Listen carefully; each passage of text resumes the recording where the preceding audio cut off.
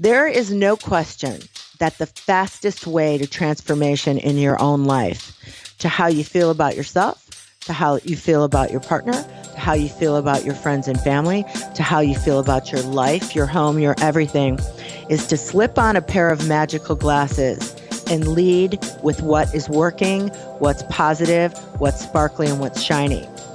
And here's why. That ignites the transformation of how you view something.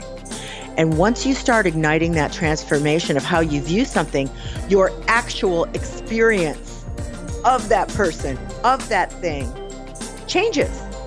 It is the simple practice, though not so simple, you have to really focus to do it, that creates outcomes.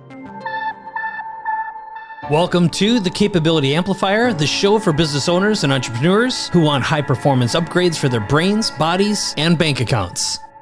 Thursday morning, 100 pounds overweight, no man in sight, and rounding the bend, 57 years old, a full-blown catastrophe. Today's guest on Capability Amplifier is Sheri Salata. She did a 20-year stint at the Oprah Winfrey Show, Harpo Studios, and the OWN Network as a producer, and she's dedicated decades to her dream job and loved almost every minute of it. But she's also author of The Beautiful No and Other Tales of Trial, Transcendence, and Transformation. Thank you for being here, Sheri, and nice to see you. Hi. I'm so glad to be here. Thanks for having me. It's my pleasure. So I think the way, and I want to continue sort of the momentum just from the intro because I love the story and how you open this up. But you went from working at 7-Eleven to becoming an executive producer at Oprah, working behind the camera to leaving the show to reinvent yourself, write this best-selling book, and become the host of your podcast show. Tell us a little bit about your journey. I think that's a good place to start. Oh my goodness. Well, it was not a straight shot by any means. And I think that when people hear about a 20-year career with Oprah Winfrey, it sounds like I just left college and sailed on right into Harpo Studios and, started climbing up the ladder. But the truth is, I did not start at the Oprah Winfrey Show until I was 35 years old in an entry-level position. So that should give hope to lots of people. It does, and that was one of my big takeaways, because I actually sat down and I burned through the book and I read it, and what you've really done is, first of all, encapsulated your own life in a super genuine, authentic way. But it certainly is representative of anyone who hits their 40s or 50s, men and women included. Definitely, this feels like a woman's book in a lot of ways. I love the way it's framed, although I think it's important that men read it to really understand their spouses, their mates, and women they work with. Because psychologically, what you went through and experienced is intense. But to get really focused and to drive to a question, you've spent your life in a lot of ways focused on makeovers, reinventions. Right. And then here you are reinventing yourself. And, it's not like you had to do it from a business perspective. You had to do it for you. So talk a little bit about just that authentic journey that you went on as a result of this.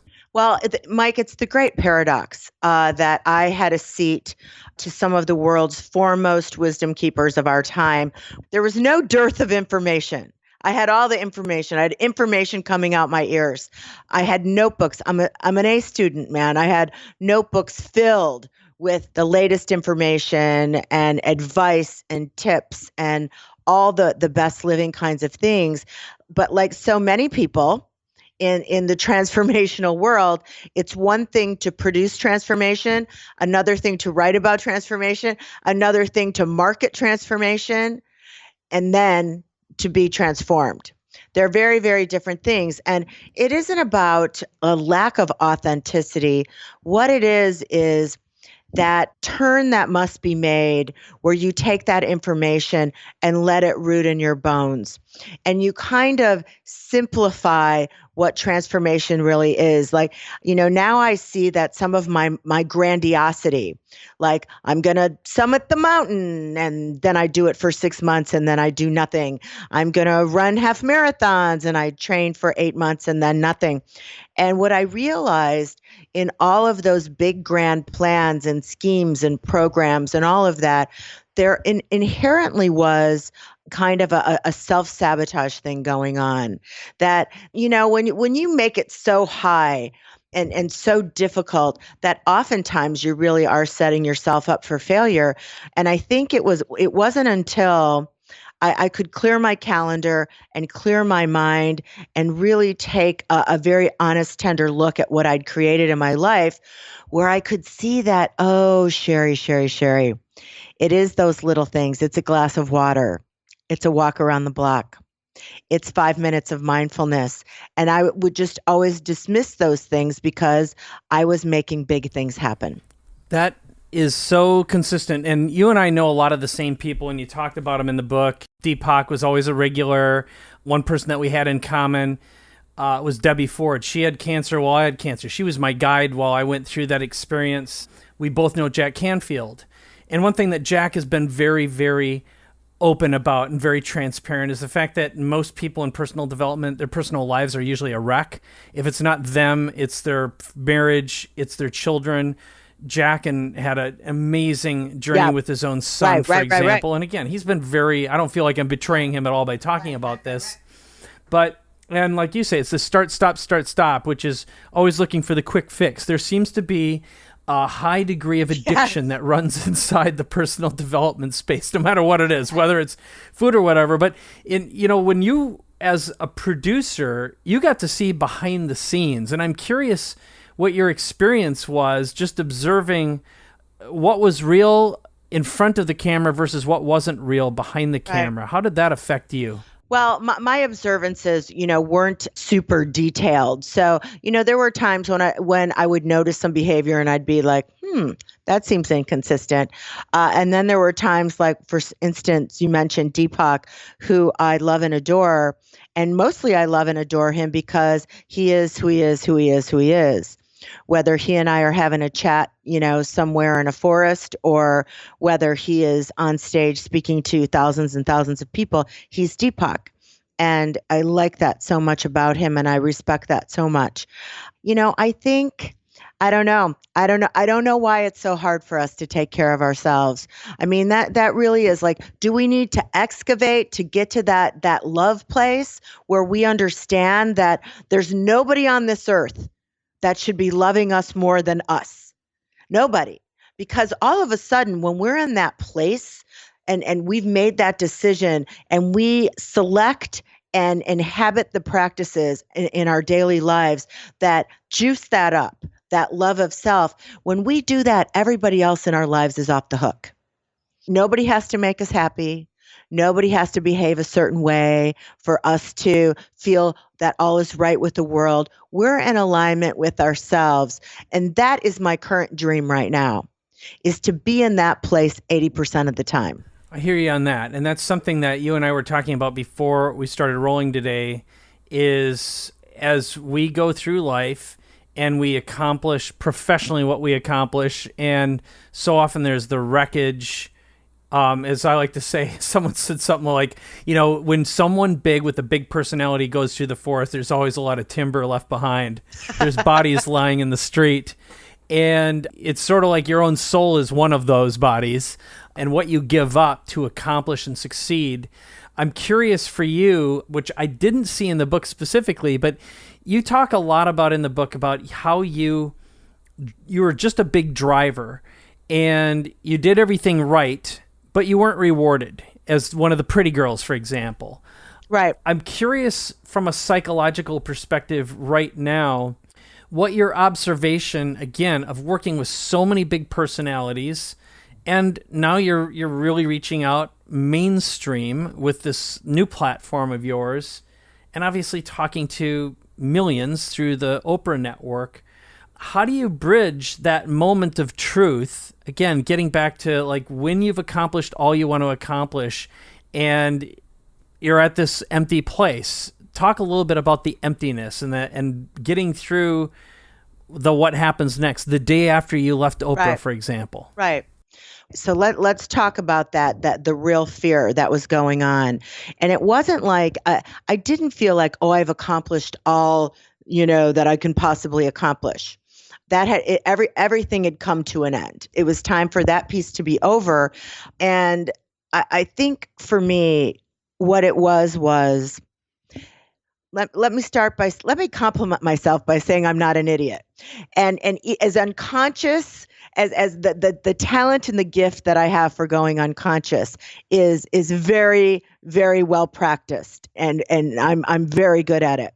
But there was a big part of me that knew that there were many areas of my life that I wasn't as effective in, that were just gathering dust on the shelf.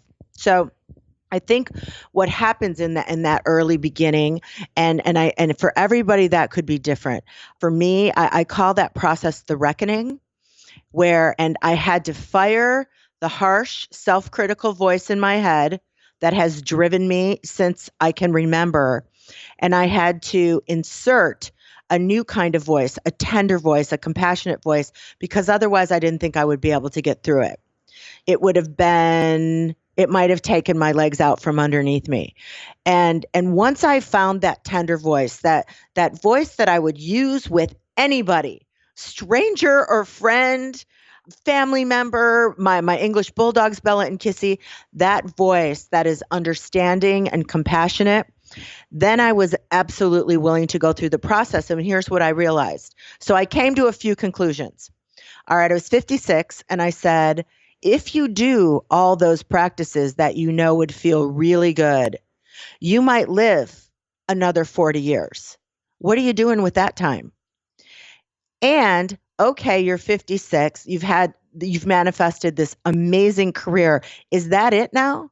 Is your plate empty? What are you doing? Are you just going camping? What's happening now?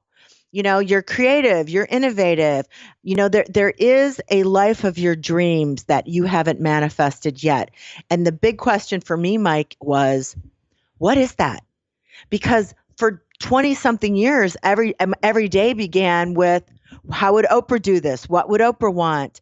How do we achieve this dream and this vision of Oprah? So, I don't think I was even super clear on what is the life of my dreams. And I'm listening to you right now, and the way even how you answer questions and how you think. I really enjoy this, and I'm going to ask you another question. So last night, Vivian, my wife Vivian, who you know, I love her. For all the listeners out there, I actually met Sheri through Vivian, and she said, oh my God, I just met this amazing woman. I just love her. I love how she thinks. And then, of course, you came and produced her last fundraiser, which was just a smashing success. And one of the things that you are amazing at, what both Vivian and I see you do socially, is, first of all, you're really interested in people. And I'm curious, how are you able to see a story in someone and not only see that there is a story, but how that represents a bigger lesson for an audience? And how do you listen for that, and what do you listen for? That is a fantastic question. Well, obviously, for years, and specifically the training at the Oprah Show, there's nothing better. That was the world class, will never be anything like it ever again, where our job was to dive in and find the stories and then find a way to make that meaningful to an audience. And I would say that it was Professor Winfrey who really walked us through all the grades and levels and coursework that was required there. I like stories. I've been a storyteller since I was a little girl. And, that's something I think about when I meet people, like when we met. And when I remember when I first met Vivian, I'm like, what a story this is. But it's even beyond the obvious. There's facts and details of our lives that we'd put on a resume or that we'd put on in a bio. For those of us in business who have to do bios, there's something else more tangible, more soulful, that I think makes life more interesting when we're talking to somebody and we're just really willing to feel them. I can't totally describe what that is other than it just feels more like an energetic connection, like watching for the point of distinction. How are you different from everybody else I've ever met? Like what's shining about you to me? And usually those things jump out, and then the more I pay attention to them, the more I discover. So you use the word shining. What's unique and what's shining? I'm going to ask a version of the same question, which is developing this skill. And you talked about Professor Winfrey and having access to the tools. Can you talk a little bit about those tools? Because I think inside of a transformation and inside of a reinvention, it really is getting to that authentic core, and being able to first see it in someone else is always easier than seeing it in ourselves. Always. Yeah. Always. So let's go down that path about developing that skill and recognizing that shine, knowing how to amplify that shine so it becomes meaningful. Right. Well, I mean, there were times I worked for the Oprah Winfrey Show, and there might be some of your people in your audience who think that was, very touchy-feely, but it was a hard-driving billion-dollar business, my friends, that required a lot. I mean, putting 140, 150 shows on a year that are like primetime quality is not for the faint of heart. But here's what I find in my new day. As I'm kind of bubbling up things that are more like qualities in myself that are more magnetic and less make it happen, because I'm really looking for the life of my dreams and I'm tinkering with that recipe. But there's some things that even I, in my C-suite heyday, would have thought were too light. They would have been too like life work light. And there's something that I call magical glasses. And there is no question that the fastest way to transformation in your own life, to how you feel about yourself, to how you feel about your partner, to how you feel about your friends and family, to how you feel about your life, your home, your everything, is to slip on a pair of magical glasses and lead with what is working, what's positive, what's sparkly, and what's shiny. And I was not raised that way. From a generational point of view, my parents were raised by worrywart, depression people. God love every single one of them. But that's kind of it was like the other shoe's going to drop. What's around the corner? What disaster's waiting for you? What's wrong with this? What's wrong with that person? What's wrong with this situation? Don't get too happy. It might get snatched away. So in many, many ways, I'm formed by that. So I have to really consciously put on my magical glasses and say, okay, now we are going to look at this person, this situation, this experience we're having in life, and we are going to look for the shiny, sparkly things about it. And here's why. That ignites the transformation of how you view something. And once you start igniting that transformation of how you view something, your actual experience of that person, of that thing, changes. It is the simple practice, though not so simple, you have to really focus to do it, that creates outcomes. I can't even believe how powerful it is. Well, it leads me to asking the next question, which is one of the things that was always amazing about Oprah. And I watched it because I loved great television. I love great storytelling, and I'm a big fan of real-time social proof. It's hard as hell. You were an Oprah viewer? Believe it or not, I was. Now, Nice. I didn't watch it a lot because I was working my ass off from the day I was 16 years old and working hard for over 30. But I watched it because I was just always impressed with the drama, and I couldn't help but, and I produced programming. I did a feature film and documentaries and a lot of real-time sales level stuff, but we had to create essentially infomercials and we had to have social proof that touched emotions so people would want to buy. And when you said, this was a multi-billion-dollar machine, I understand that on a deep level. And I know something you talked about in the book, the ugly cry, for example. That's what it's called, right? Yes, the ugly cry. But be able to reach that and pull something out again that was authentic. And that really created such an unbelievable emotional experience for the viewers. And so going back to the story, the social proof, can you think of one of your favorite magical glasses moments from a program and what made for that moment to actually happen and occur? Is there anything that pops into your mind when I talk about that? Oh my gosh, there's a million things. I mean, let's pick one great story. I mean, that was part of the deal. That was a day in, day out thing. Well, here, one of my favorite things was Oprah's favorite things. And for the same reason that Oprah loved that show, because it never was about the things.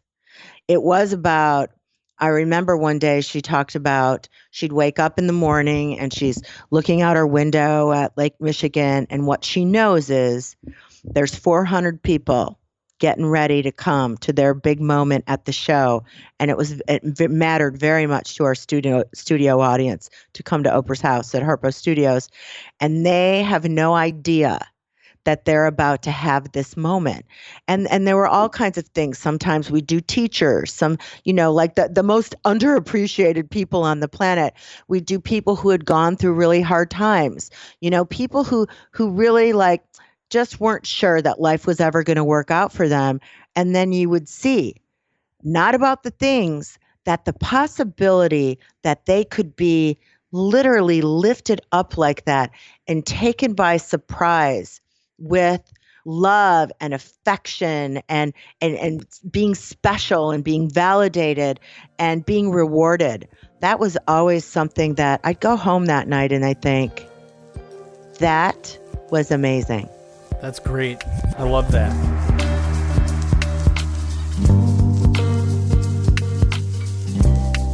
So the next question is, this is something, it's also known as the Dan Sullivan question. I had to modify it a little bit. And I don't think you've ever heard of this before. So I'm going to tell you what the Dan Sullivan question is. Okay. And I'm going to reframe it a little bit for you because I think it needs to be modified. But one of the things that Dan loves to ask is, if you and I were sitting down 3 years from now, what would it take to look back at your journey and say that this investment in time or the movement you're making was the best investment you've ever made in your life? And so the way I would reframe that is, if you and I were having this conversation 3 to 5 years from now, and I hope we will, what advice would you give the woman you've become to the woman you are now? Let's see. Or the woman you are, you know what I'm asking here. Woman at 3 years from now to the woman I've become right now. Exactly. Yes. And what would have happened in your life that you feel has truly evolved you? So it's a little bit of beautiful future pacing. Yes, I love this. Well, this is such a great question, because here's what I know. I'm gonna borrow some things that have really gotten my motor running from Abraham Hicks. You know Abraham Hicks, right? Absolutely. Here's what Abraham's talking about right now: leverage. And I have that Midwestern sensibility where you're to-do list and push that rock uphill and take your lunch pail down to the salt mine. But leverage. So here's what I'm going to say to the me of right now. The me of 3 years from now is going to say to the me right now: you have done everything right, girl. Everything right. And what you're doing right now in learning to focus on leveraging the energy that creates worlds, in being in alignment, in sitting down for meditation, in eating a big bowl of plants, has literally put you in the middle of the life of your dreams and then some. This isn't even the life of your dreams, Sheri. This is beyond what you were capable of dreaming of 3 years ago. That's good, huh? Oh, yeah. That's really interesting. And I'm going to go down this Abraham Hicks. When Abraham Hicks talks about leverage, What does that mean through that lens? Because I know my interpretation of it, but I want to make sure we're talking about the same thing. Because a lot of our audience, they're hard-driving entrepreneurs, serial entrepreneurs. They built businesses, and leverage to them is lifestyle. Yeah. And that's freedom of time, money, relationship, and purpose. Right. I think we're swimming in the same pond right there. From a spiritual perspective, how I'm using it is saying this, that there is always an easier way. And it always begins with that total connection, that alignment where you literally unleash synchronicity on your path. It's like the magic dust of really putting into practice what you say you believe, that the universe has your back, that there's unseen forces that are literally right there ready to lift us up, to put the right person in front of us. The phone rings, this opportunity comes through. That sometimes when we're slogging away at the salt mine, it's like we have headphones on, we have blinders on. We can't see all the magic that's being served up to us. And I honestly do believe this. I always have, but now I'm willing to prove that to myself on an hourly basis, that this life, this experience of us in this human form is meant to be magical. And that there are some very simple things we can do to really amp up the power of that magic. And part of it is just being willing to be dazzled, being willing to see the sparkle that's sitting right across from us. Really just being willing to be delighted at every turn instead of bracing for, what screw up's going to cross our path. It's a decision about how we're going to walk through the world. And every day that I make that decision and I adhere to it, magic surrounds me. Again, it really has to do with just recognizing your old programming. You and I have that one thing we have in common. I was born and raised in Minnesota, and Dan was also a Midwest boy, raised a Catholic, 12 years of parochial education for both of us. So very much this deep programming. Catholic high school. Oh, yes. Yeah. I endured 12 years of it. And now one of the things that you're doing that I personally find delightful, I know you do as well, is you have your podcast, the Sheri and Nancy Show, and you've done lots of episodes. I am curious, from your perspective, what has that done for you so far, and what do you love most about podcasting? Well, here's the irony. When someone suggested we do a podcast to have these middle of life reinvention conversations, I was a TV girl and I was snobbish and I was like, does anybody listen to those? Oh my gosh, how embarrassing. This is the way now. This is how people bring the content they really want into their lives. This is how we all become our own little networks, and I love it. And so here's what it's done for me. I was very guarded. Even with people close to me, Mike, I was very guarded. Like the things that you're reading in my book, I wouldn't have said to anyone. But almost 100 episodes in, I sit in rooms or on Zoom with one of my best friends of 30 years, and we just chat about our fears, about our mistakes, about, what our new dreams are, about what we're doing to get them, how we're stirring up the magic in our lives. And we talk about stuff that I can't even believe I talk about until someone will say, oh, how brave I was. And then I'm like, oh God, tell my dad not to listen to that one. And then that helped me write the book. And then all of a sudden I'm just a font of expression and revelation, because here's the healing. Once you speak it out loud, there is no shame. Once you speak it out loud, you're no longer humiliated. All those things, that's a made up story. That's a made up story. And once you bring something to the light, it's over.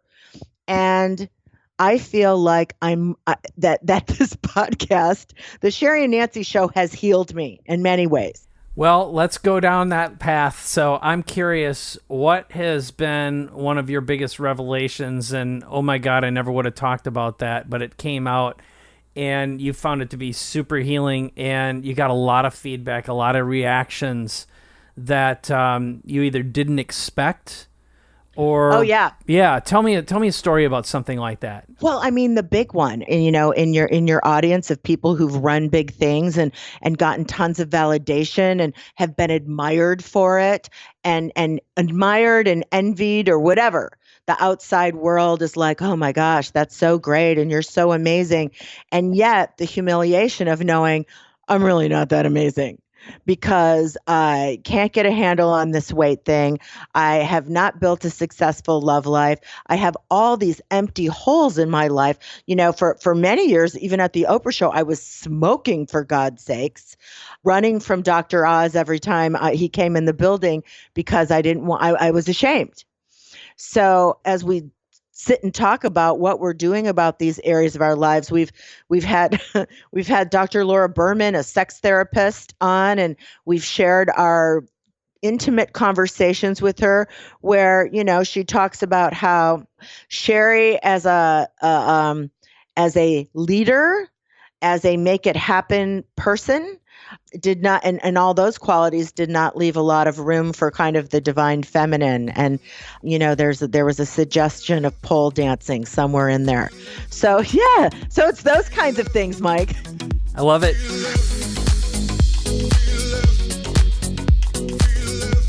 When I read your book, I did see a lot of stuff. I'm like, God dang it, because you've been very open with Vivian and I. We've been out a few times. We're in TLC together, and the nature of that group is it's just very open. And for listeners, this is called the Transformational Leadership Council. It's started by Jack Canfield, and it's just filled with some of the original people who began the personal development, personal growth movement, many of which showed up on The Secret back. Many of them have been on Oprah or friends with Oprah even. Right. So there's a lot of history there. And, you're just an open vessel. And it's great listening to it. And it's hard for anyone, especially I think it's still harder for men in general to be open about our flaws and deficiencies because we're afraid we're going to be abandoned. We're going to be afraid that's going to tap into and remove our ability to be a great provider. Right. And I'm curious right now, like you obviously have the podcast from my lens is definitely for women, but do you have male listeners that you're aware of and commenters? Yes, it's about 25% of our audience are men. I'm sure, and who knows, maybe the women in their lives bring them into it. And Nancy and I actually, last year, we did a big event at 1440 Multiversity. And there was this small pocket of men, and I was so curious, like why they were there. They were there to be with their women. And then after it was over, I'm like, and I mean, they were like, my life has completely changed forever.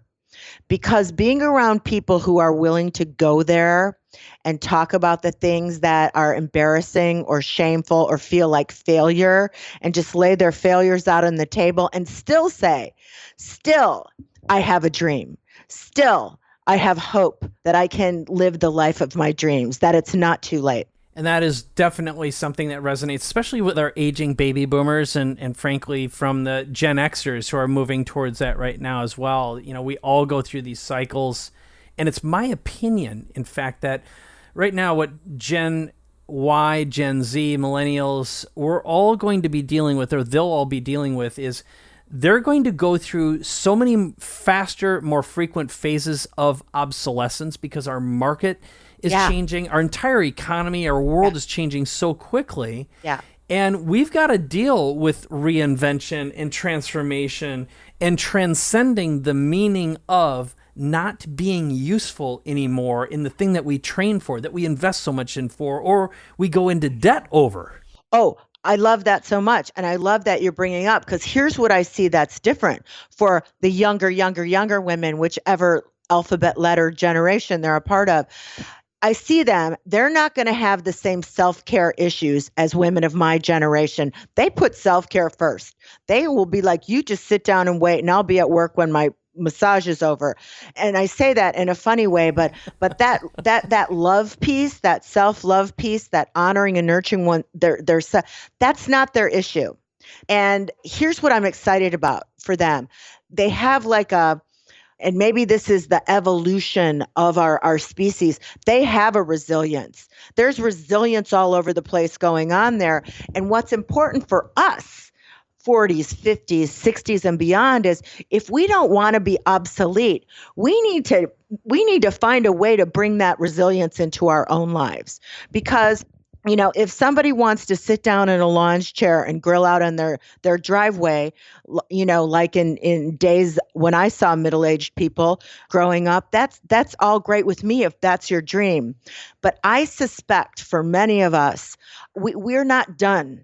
We aren't totally living the lives of our dreams. There's a whole new way to move through the world. There is even more passionate love. There's, more exciting creative projects. There's travel, there's adventure, there's discovery. There's so many things yet to do that we have to change the language around it. I don't like the word retirement. I don't like the word middle age. I like middle of life. Middle of life. And now the opportunity is with everything if you focus on resilience, if you focus on really drilling down to what your dreams are today, I think our glory days can be ahead of us. That's the bold statement I'm making, sir. Yeah, that's something that you talked about in your book when you said, I'm probably halfway through, where in the past, we'd look at it and the average age might be 80, and people who are 10 years younger than us are going to see, there's a hockey stick coming along. One thing that Dan talks about is he's got a book called How I Plan to Live to Be 156. Oh, I love that. I got to read that. It's everything that he does. It's all about 10xing and 100xing. And it gives you a different lens to look at life through.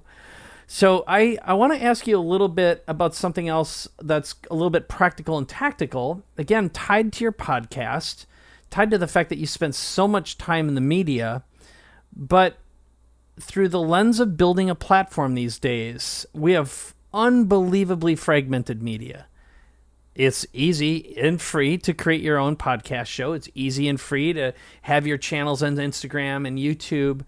What's your advice and what's your plan, your strategy, or what you have in mind for building and growing your platform moving forward? What excites you and what feels approachable and reasonable and realistic to Sheri Salata and also Nancy, your partner with the podcast? Yeah. I know this is going to sound really crazy because in my former life, I would have had a million plans. I would have put up my graphics. We would have talked about it that way. My 2-year plan, my 3-year plan, my 5-year plan. I'm trying to do this differently now, and I put myself in a position where it's possible. So let me start by saying that. I put myself in a position where I can see what feels good. Like, am I going to write a second book? People are asking, and I'm like, well, let's see. Let's see if that, if my voice is resonant. If it's resonant, I surely liked doing it. It wasn't the easiest thing, but I think now that I've been through it once, it would be an easier process for me. And maybe I'll do that. And, people are asking me to come speak at things. That's interesting. I like meeting people. I'm interested to see how that works. Nancy and I have our podcast. We have a ball doing it. We have so much fun. And so we'll probably keep doing that. And then we have a digital platform where we kind of take all the principles and things that we're learning and kind of put it together into these pillars. And that's thepillarlife.com. What will become of all those things? The books, the podcasts, the this, the that. I am not exactly sure. I move in the direction of what feels like a yes.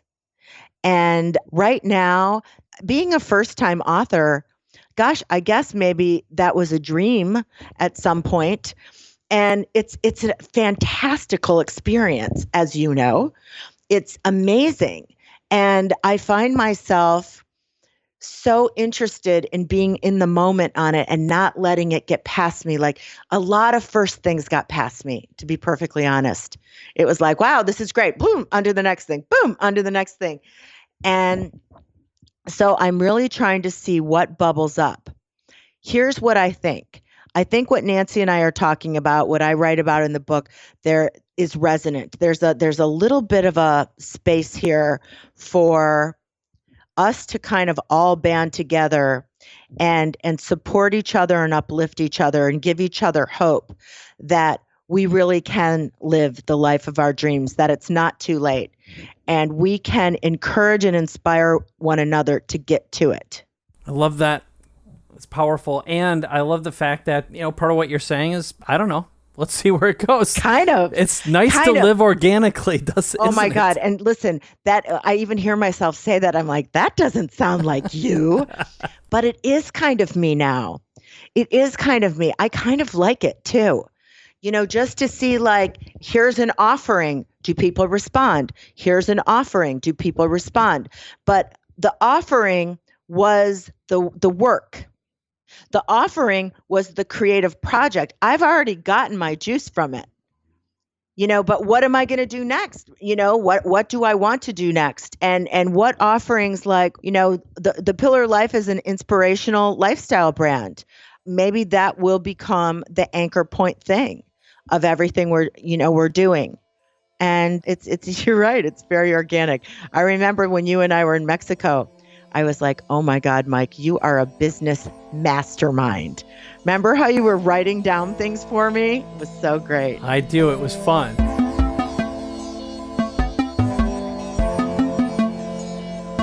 I got to meet you in person first, and obviously I knew you through the show, but now that I've been forced to do this interview, I read your book, I poured through all your marketing materials, all your materials, and what you're doing. What was refreshing for me to experience through you is the power of the platform, because the beauty of having a platform is you can just ask your audience, what do you want? Yeah. And when you've got enough interest and they say, here's what I want, and you don't have that flexibility when you're in a broadcast environment. You really are the slave of a channel and the producers, and a lot of people don't realize that still to this day, not as much, but there are a tremendous number of talented people. People have been in television and movies for a long time, and they still don't have a list. And years, right? Yeah. And years ago, I did a bunch of advisory work for Paula Abdul, and she was on TV. She was doing infomercials. Love her. Right? Yeah, she's really a remarkable person, and she had no list. She had no flexibility or power in her life. And now she's reinvented herself really 4 times over. She's really a remarkably resilient person because she's dealt with some incredible challenges. But it was just so sad to talk to her and say, well, what if you did this? She says, can't do that because of this. Can't do that because of this. It was a minefield. And now when you look at these young influencers who haven't had the resistance, right, and a single channel can give you, remarkable reach worldwide in a short period of time. That's beautiful. Been the game changer for me. And if I would have known what I know now back when I was dealing with Oprah's list, oh, look out. I mean, that would have been something. But, I am like a newbie in this land, and I am soaking it up like rain in the desert. And, I got on that list thing 18 months ago. I saw the power of that. I have learned from many people who are doing innovative and creative things in marketing. And that is the thing that blows me away. Nancy and I sat down, turned on a recorder, and started chatting. And we've just topped 1.5 million downloads. I can't even believe it. Bam. That's what I'm talking about. I know. Yeah. I know. I can't even believe it. And we reach out to our list, and they, show up and come and support a live event we're doing. So it is really a remarkable thing. But, here's the thing. What I love so much about it is it's the idea that we are all the curators of what comes into our lives now. It isn't like, when I grew up, there was 3 channels, and was it VHS, UHF, that got maybe channel 32. And that was, if you wanted to watch TV, you turned it on and whatever came. Now, and even when I was, working every day in television, there were limitations to what is possible. Now you have all the reins to decide, and the freedom that gives us as entrepreneurs to create specific content for a specific audience. And honestly, Mike, I'm not doing this to create a content company. It's the only conversation I want to have. The fact that other people want to have it too is kind of like frosting on the cake. I am so with you on that. That is exactly. I can't agree more. And the funny thing is so I'll just reveal this personally. So I've been doing online marketing in some way, shape, or form for basically 30 years. And I had a marketing agency and then online businesses and software companies. And I did it. And in some ways I loved it, but I was terror driven. It was fear of running out, missing out, being left behind. And when I made a choice that I was going to stop all that and broadcast for broadcast's sake, and when I talk to people who've really made it as they built their platforms, especially podcasting, you got to expect 18 to 24 months. And you've just got to accept the fact that this is going to be a sacrifice. It's going to be a big, long give. And there's something truly beautiful about playing that long game and doing what you're doing right now and having the freedom to do that. And it is possible for anyone, and just having the courage to continue the conversation, even if it seems no one's listening. For sure. Well, and that's why you do it. You do it because it's the conversation you want to have. Because I'm reminding myself every day what matters to me now. And I find as many ways through a digital platform, through a podcast, through writing a book, through, coming on somebody else's podcast.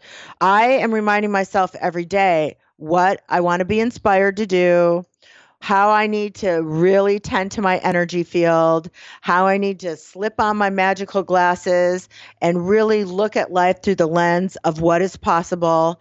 And they're all my little hacks. My little hacks. It's beautiful. So, well, I think what I'd like to do is, first of all, don't go anywhere while we wrap this up. But one of the things I always ask at the end of every interview is, what's your ask aside from go grab a copy of The Beautiful No? Definitely subscribe to the Sheri and Nancy Show and visit your website, which is thepillarlife.com. Learn more, join the list. But what other asks do you have? This is a great time to do that. And the listeners who listen to this podcast are movers, shakers, and influencers themselves. Oh my gosh, those are all my things. Listen, I would love for everybody to read the book. I just got picked as Apple's must-listen audiobook. Wow. And I recorded it myself. Who did you have to bribe for that? I know. I went into a booth for 3 days and I just got that news like literally last night. And I thought, wow, because when I was in the booth, I'm like, do I suck at this? I mean, I know I do the podcast, but am I just awful? Because I really tried to give it some dramatic zhuzh. So yes, it got picked as a must listen. So if you like to listen to books on tape, that would be a really great thing.